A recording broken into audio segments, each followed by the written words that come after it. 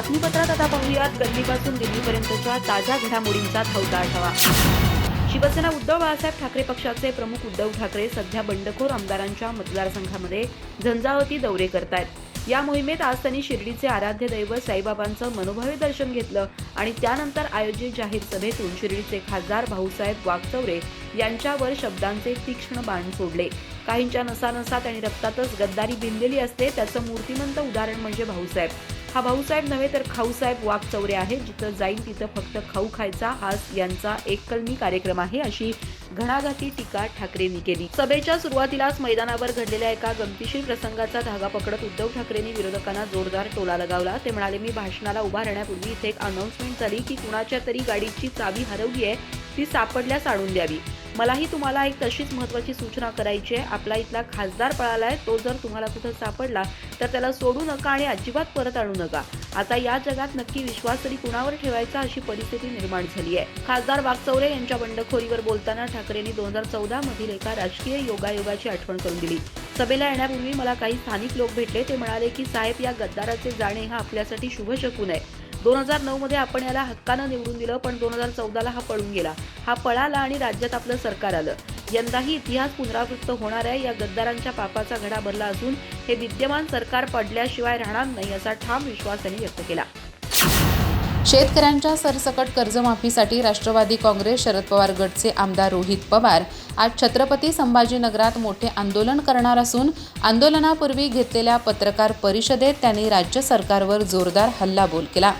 पंढरपूर आंदोलनावेळी सरकारने दिलेले आश्वासन पाळले नसल्याचा आरोप करत सरकारने हा संघर्ष दडपण्याचा प्रयत्न केला। जेल भरो आंदोलन करू, गरज पडल्यास विदर्भात यापेक्षाही मोठे आंदोलन उभारू असा इशाराही त्यांनी दिला।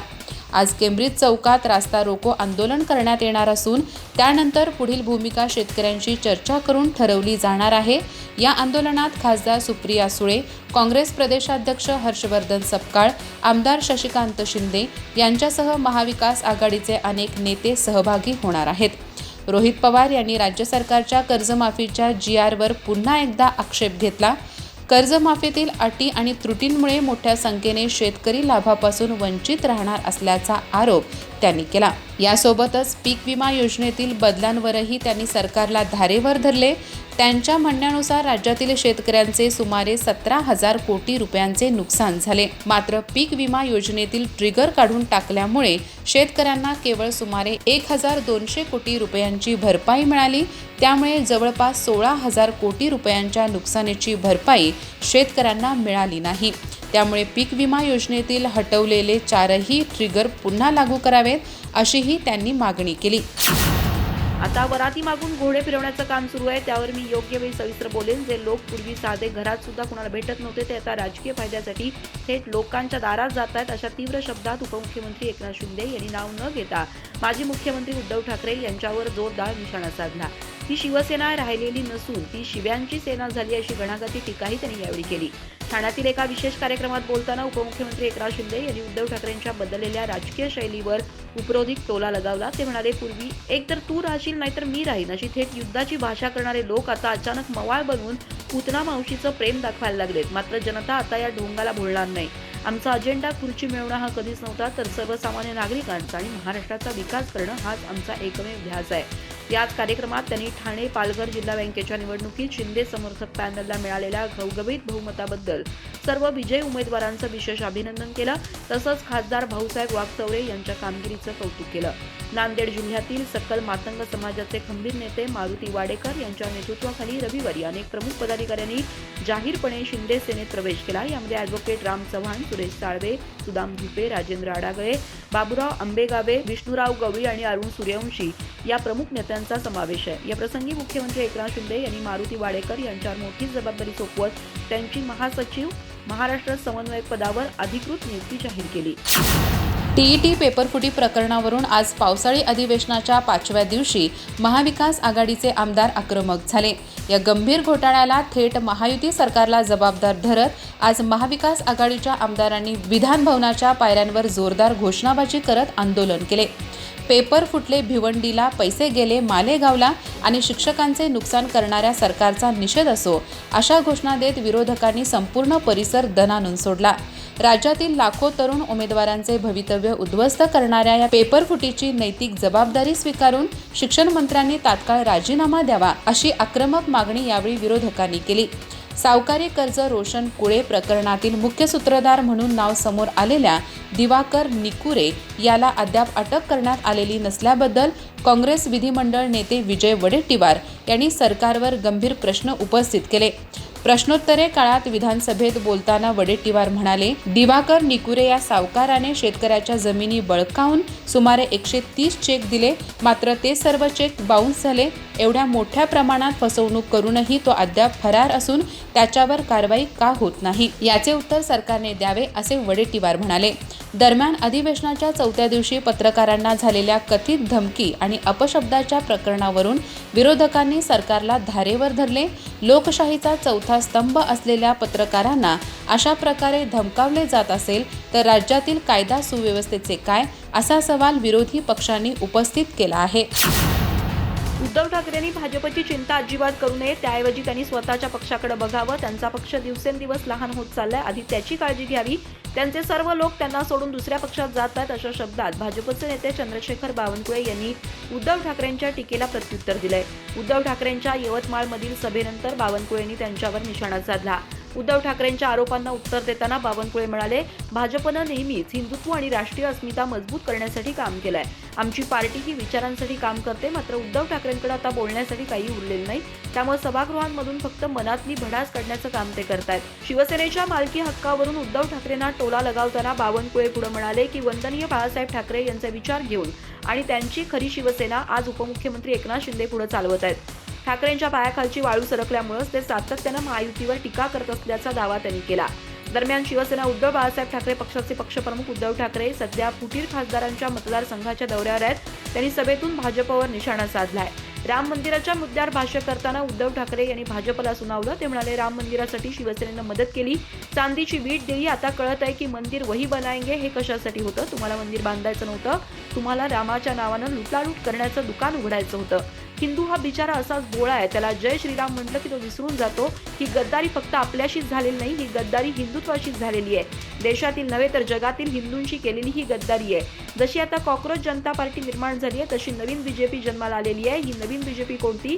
कारण तेव्हा राम जन्मभूमीवरचं मंदिर बाबरानं पाडलं होतं, आता आपण राम मंदिर उभारलं। आता राम मंदिर लुटणारी नवीन बीजेपी आली आहे, ती म्हणजे बाबर जनता पार्टी। ही बाबरांची औलाद आहे, त्या बाबरानं ते मंदिर पाडलं होतं, ही बाबराची औलाद आता हे राम मंदिर लुटत आहेत। मग तुमच्यात आणि त्या बाबरात फरक काय? मग तुम्ही बाबर जनता पार्टीचे आहात का, असं म्हणत त्यांनी भाजपवर जोरदार हल्लाबोल केला। पुणे जिल्ह्यातील नसरापूर येथील 3.5 वर्षाच्या चिमुरडीवर लैंगिक अत्याचार करून तिची निर्घृण हत्या करणाऱ्या नराधम भीमराव कांबळे याला पुणे जिल्हा व सत्र न्यायालयाने आज मृत्यूदंडाची शिक्षा सुनावली आहे। या ऐतिहासिक आणि अत्यंत कठोर निकालामुळे संपूर्ण महाराष्ट्रातून समाधान व्यक्त होत आहे। 4 दिवसापूर्वीच न्यायालयाने त्याला दोषी ठरवले होते आणि आज शिक्षेचा अंतिम निर्णय जाहीर केला। या निकालावर राजकीय नेत्यांनी तीव्र प्रतिक्रिया देत न्यायालयाच्या निर्णयाचे स्वागत केले आहे।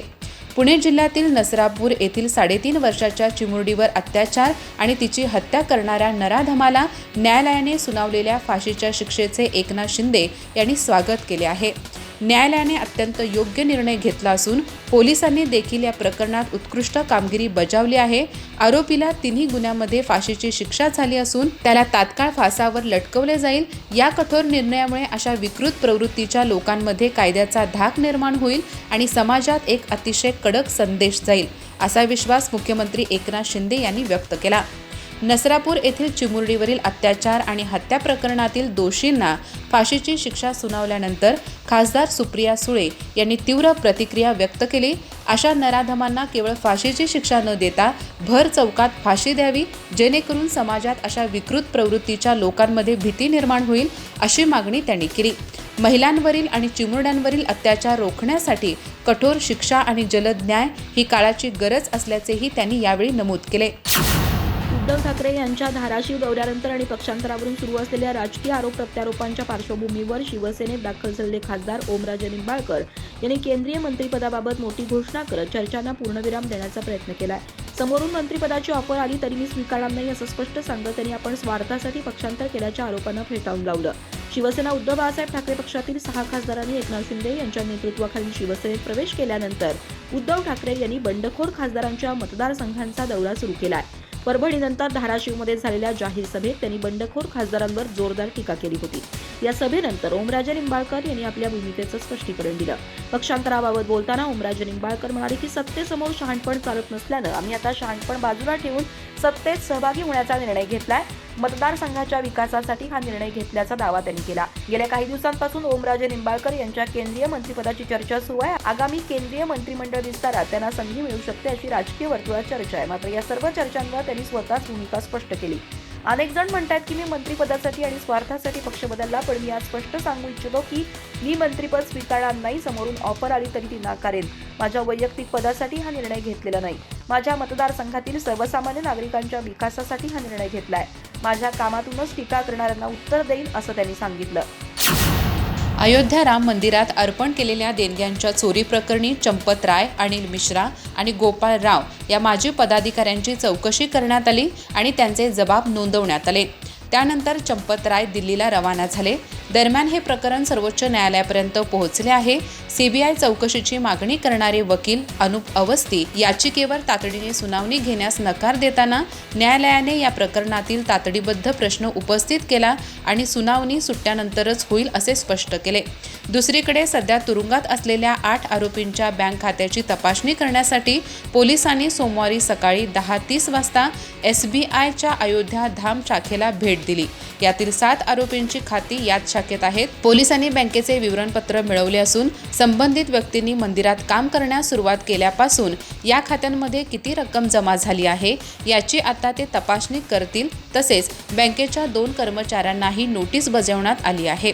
सर्व 8 आरोपींना सोमवारी न्यायालयात हजर केले जाईल आणि पोलीस त्यांची पोलीस कोठडी मागू शकतात.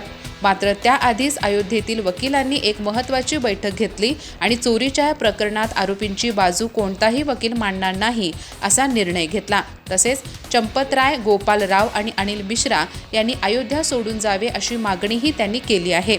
तसे न केल्यास आंदोलन करण्याचा इशारा दिला.